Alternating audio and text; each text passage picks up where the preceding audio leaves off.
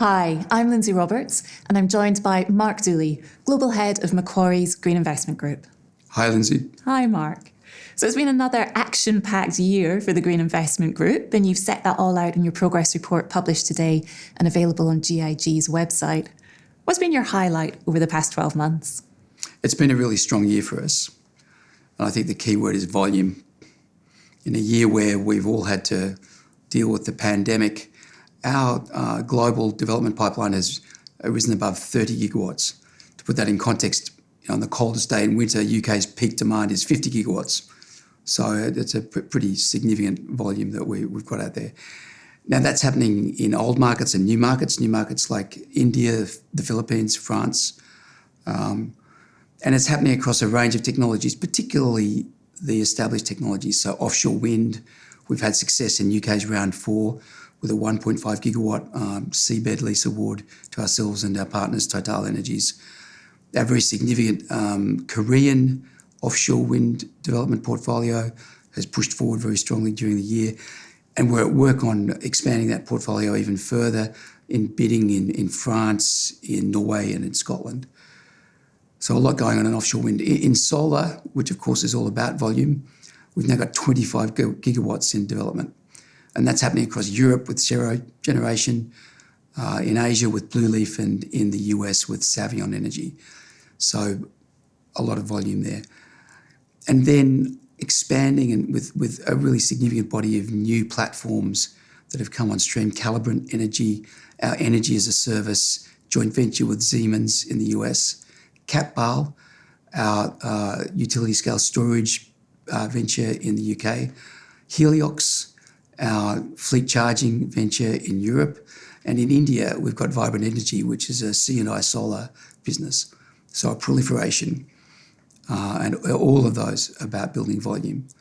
And volume is important because when you think about our mission to accelerate the green transition, volume is a key part of what we have to deliver. And on volume, you've mentioned a lot of the platforms and partnerships that you've created over the year.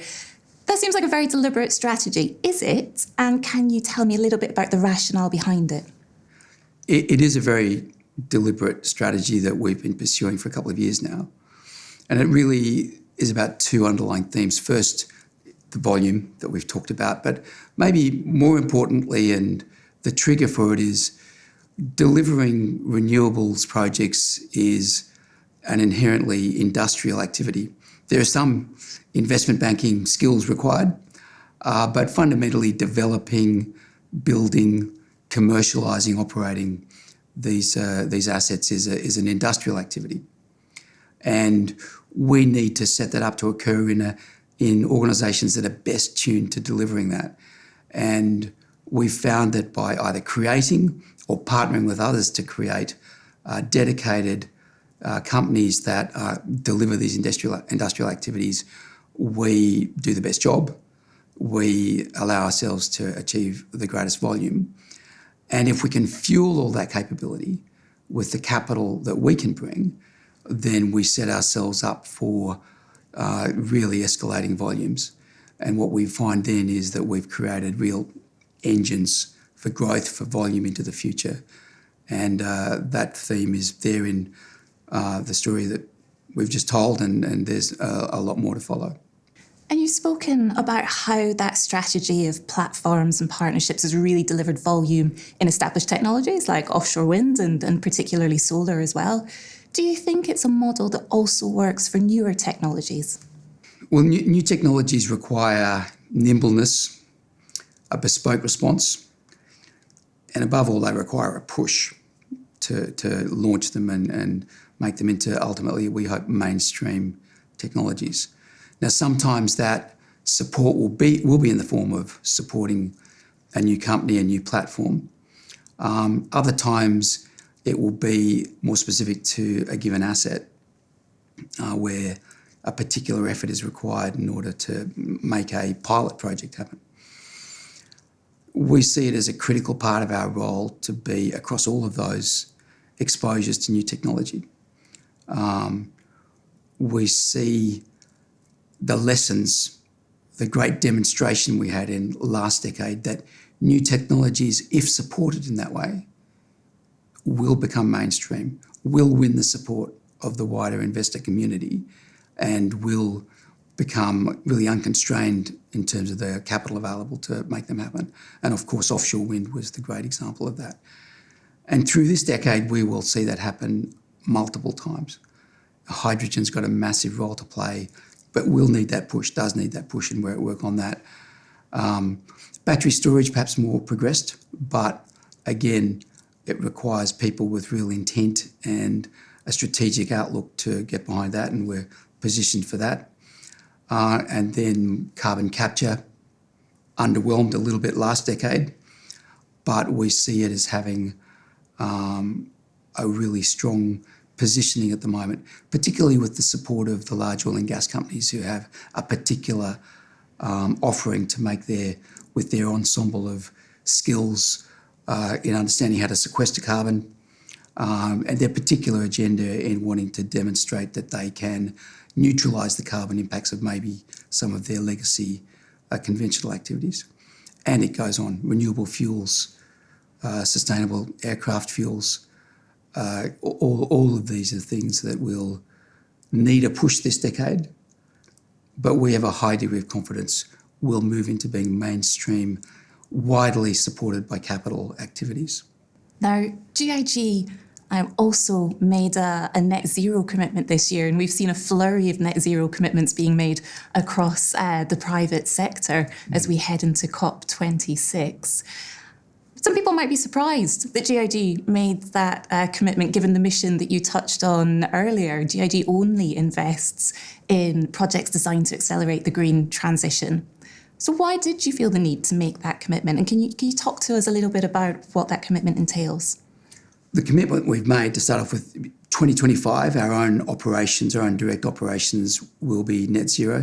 2030, our financed renewable energy projects will be net zero. And then 2050, we've set a further target for assets that might start out as high carbon projects, but where we want to intervene, we want to drive the industrial transition. And I guess the surprise you're talking about is, well, for the renewable energy projects, aren't they inherently net zero? The truth is, we do not get to take credit for the avoided emissions produced by renewable energy projects. We do not get to take credit for that. Instead, we've got to take the effort of mitigating the carbon footprint they do have in the materials that they use in the fabrication, in the transport that's required to put these projects together. Now, that is something that we're conscientiously setting ourselves on the path to do. We've given ourselves until 2030. We have got a raft of strategies to do that, but it will take time to do. We're also very excited, though, about the industrial transition mandate, I guess, we've preserved for ourselves by keeping the 2050 target. We really see a big role for GIG to do the hard work of the industrial transition, to get involved in the high carbon producing industrial activities out there at the moment, and be a change agent in producing net zero modes of activity for those same businesses. So a big few years ahead of us of really big ambitions there and a lot of work to do. Over the next 12 months, what do you think are going to be the big changes we've seen? You've talked about our move to volume, you've talked about the new technologies. What else do you see afoot in the marketplace? When I spoke this time last year, I talked with great satisfaction about the change there has been in our community, and particularly our business community. Companies are now aware, motivated, feeling accountable, feeling a sense of urgency to respond to the climate crisis. And they're feeling this because they're seeing it of their own resources, but also they're hearing it from their consumers, their shareholders, and the community in general. And that has not gone away over the last year. In fact, it's built, and we see that growing month by month, year by year, as this decade goes on. And what this does is create an appetite for the products that GIG brings, the solutions that GIG brings, to enable these companies to respond to that sense of urgency we have. And that's a fantastic thing. That means that increasingly the whole community, including the business community, is pulling together in facing this climate challenge. Fantastic. Mark, thank you so much for joining us today. Thanks, Lindsay.